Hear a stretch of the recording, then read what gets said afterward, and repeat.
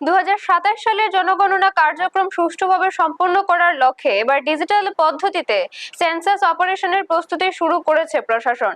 এই প্রক্রিয়ায় প্রথমবারের মতো সেলফ এনুমারেশন পোর্টাল চালু করা হচ্ছে, যার মাধ্যমে নাগরিকেরা নিজেরাই মোবাইল নম্বর দিয়ে পরিবারের সদস্য সংখ্যা, শিক্ষা ও পেশা সহ বিভিন্ন সামাজিক ও অর্থনৈতিক তথ্য অনলাইনে জমা দিতে পারবেন। সিপাহীজলা জেলার জেলা শাসক সিদ্ধার্থ শিব জয়সওয়াল এক সাংবাদিক সম্মেলনে ত্রিপুরায় এই পোর্টালটি আগামী 17 জুলাই থেকে 31 জুলাই 2026 পর্যন্ত মোট 15 দিনের জন্য খোলা থাকবে।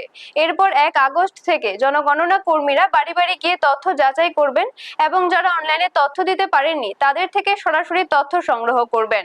ভবিষ্যতের বিভিন্ন সরকারি উন্নয়ন ও জনকল্যাণমূলক প্রকল্প বাস্তবায়নের স্বার্থে দেশের সকল নাগরিককে এই পোর্টালে সঠিক ও নির্ভুল তথ্য প্রদান করে সহযোগিতা করার আহ্বান জানিয়েছে প্রশাসন। ব্যুরো রিপোর্ট, নিউজ তৎকাল 24।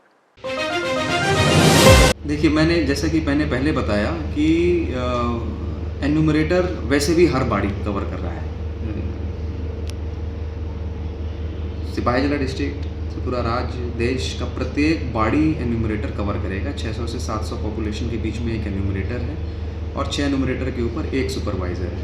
वो वैसे भी एन्यूमरेटर कवर कर रहा है।